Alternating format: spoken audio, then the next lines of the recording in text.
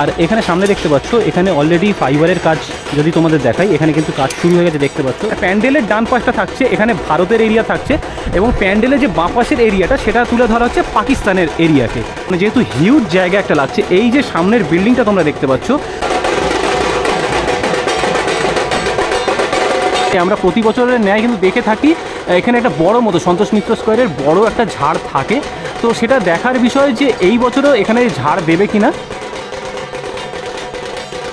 দেখতে পাচ্ছ এখানে হচ্ছে ফাইবার শিটসগুলো লাগানো হচ্ছে। তোমাদের যদি পুরোটা দেখাই, দেখো এইরকম একটা ছাঁচ ফেলা আছে, তার মাধ্যমে যে ব্লাস্টিংগুলো সেগুলো কিন্তু তুলে ধরা হবে পুরোটাই লাইটিংয়ের মাধ্যমে।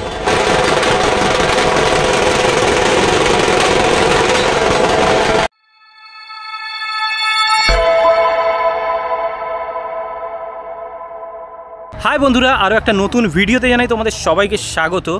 আজকের তারিখটা হচ্ছে 13 আগস্ট 2025, আর আমরা সবাই জানি দুর্গাপুজো আর মাত্র হাতে গোনা মাত্র 46 দিন বাকি। আর তাই আমি এখন চলে এসেছি কলকাতার জনপ্রিয় দুর্গাপুজোর প্যান্ডেলের মধ্যে অন্যতম একটা, যেটা হচ্ছে সন্তোষ মিত্র স্কোয়ার। আমরা প্রতি বছর দেখে থাকি সন্তোষ মিত্র স্কোয়ার কিন্তু আমাদের নতুন নতুন চমক দিয়ে থাকে। যেমন আমরা দিল্লির লালকেল্লা বলো বা অযোধ্যার রাম মন্দির, বা লাস্ট বছর যেটা আমরা দেখেছি যেটা হচ্ছে লাস ভেগাস পেয়ার। তো এই বছরেও কিন্তু সেই একটা চমক থাকছে, যেহেতু আমরা সবাই জানি কাশ্মীরের পেহেলগাঁওতে রিসেন্টলি একটা মর্মান্তিক ঘটনা ঘটে গেছে। তো সেইটার উপরেই বেস করে কিন্তু সন্তোষ মিত্র স্কোয়ারের এই বছর মানে 2025-এর থিম হতে চলেছে পেহেলগামের যে মানে অপারেশন সিন্দুর যে অ্যাটাকটা করা হয়েছিল সেইটাই কিন্তু তুলে ধরা হচ্ছে এই প্যান্ডেলের মাধ্যমে। তো আমি তোমাদের যদি প্যান্ডেলটা দেখাই, দেখতে পাচ্ছ প্যান্ডেলটা হিউজ চওড়া এবং লম্বা হচ্ছে। প্যান্ডেলের উচ্চতাটা তোমাদের যদি বলি সেটা থাকছে 100 ফুট, এবং চওড়াটা থাকছে সেটা হচ্ছে 140 ফুট। যেহেতু পেহেলগামের পুরো পাহাড়ের স্ট্রাকচারটা এই প্যান্ডেলের মাধ্যমে তুলে ধরা হচ্ছে, সেহেতু দেখতে পাচ্ছ যে বিশাল চওড়া কিন্তু একটা প্যান্ডেল মানে করা হয়েছে। আচ্ছা, তোমাদের যদি আমি এই দিকটা দেখাই, আগের বছর যেহেতু লাস ভেগাস স্পেয়ার করা হয়েছিল, তো খুব ন্যারো জায়গার মধ্যেই কিন্তু স্পেয়ারটা করা হয়েছিল, খুব একটা বেশি জায়গা ইউটিলাইজ করা হয়নি। তোমাদের যদি আমি এই বছর দেখাই, এই বছরে দেখো প্যান্ডেলটা এতটাই চওড়া করেছে যে এই যে পাশের বিল্ডিংটা আছে তার ছাদে মানে তার ছাদ পর্যন্ত কিন্তু প্যান্ডেল বলো বা বাঁশ যে স্ট্রাকচারগুলো আমরা দেখতে পাচ্ছি সেটা কিন্তু পৌঁছে গেছে। এছাড়াও তোমাদের যদি আমি এই প্যান্ডেলের এই দিকটা দেখাই, এই যে জালতি ঘেরাটা দেখতে পাচ্ছ, এই জাল ঘেরার পাশে আমরা দেখতে পাই প্রতি বছর যে ওইখানে প্যান্ডেলের মানে ওই মাঠটাতে প্যান্ডেলের বাঁশের বা প্যান্ডেলের নানান রকমের কাজ হয়ে থাকে। কিন্তু এই বছর প্যান্ডেলটা দেখো এতটা চওড়া হওয়ার কারণে কিন্তু ওই পুরো একদম শেষ মাথা পর্যন্ত প্যান্ডেলটাকে ইউটিলাইজ করা হয়েছে। আচ্ছা, তোমাদের আমি যদি বলি যে প্যান্ডেলের মানে এন্ট্রান্স কেমন থাকছে, তো এই থাকছে হচ্ছে প্রতি বছরের ন্যায় যে সন্তোষ মিত্র স্কোয়ারের মেন এন্ট্রান্স সেইখান থেকেই থাকছে। এখন যেহেতু প্যান্ডেল হচ্ছে তো এরকম টিন দিয়ে পুরো ঘিরে রেখেছে, পরবর্তীকালে এই টিনগুলো খুলে দেওয়া হবে এবং বাঁশ দিয়ে পুরো ব্যারিকেড করা হবে।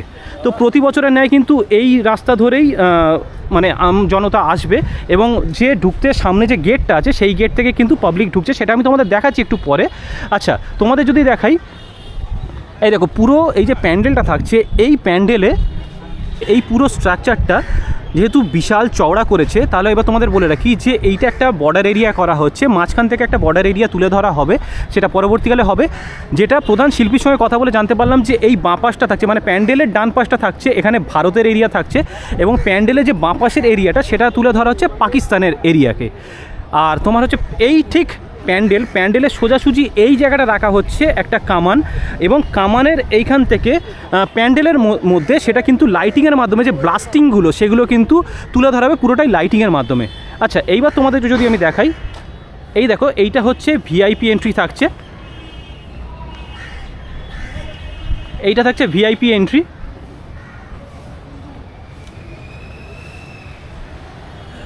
আর প্রতি বছরের ন্যায় কিন্তু এইখানটায় মানে যে এই মণ্ডপটা আমরা দেখতে পাই, প্রতি বছরের ন্যায় কিন্তু প্রতিমাকে এখানেই বসানো হবে। এবং তোমাদের যদি আমি আমজনতার এন্ট্রিটা বলি, সেটা থাকছে এই দেখো এই যে রাস্তাটা তোমাদের একটু আগে দেখালাম, এই দিক থেকে তোমার হচ্ছে এইভাবে গেট থেকে আসবে, এইটা থাকছে এন্ট্রি পয়েন্ট এবং এইটা থাকছে এক্সিট পয়েন্ট। দেখতে পাচ্ছ যে এন্ট্রি যেহেতু আম জনতা অনেক বেশি পরিমাণে হয়ে থাকে, সেহেতু দেখতে পাচ্ছ যে এন্ট্রি পয়েন্টটা তোমাদের যদি দেখাই বিশাল চওড়া থাকছে, এবং এক্সিট পয়েন্টটাও কিন্তু বিশাল চওড়া রাখা হচ্ছে। এবং এই থাকছে প্রতি বছরের ন্যায় এখানেই মণ্ডপ মানে এই মণ্ডপেই কিন্তু প্রতিমা একদম সোজাসুজি করে রাখা হবে। আর আমি এখন দাঁড়িয়েছি সন্তোষ মিত্র স্কোয়ারের মেন যে এন্ট্রান্স সেই গেটটার সামনে, দেখতে পাচ্ছ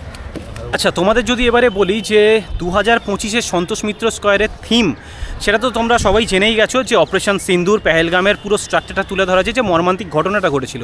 এইবার তোমাদের বলে রাখি যে আমরা যেটা দেখে থাকি সন্তোষ মিত্র স্কোয়ারের বিগত কয়েক বছর ধরেই অন্য শিল্পীরা কাজ করে এসেছেন।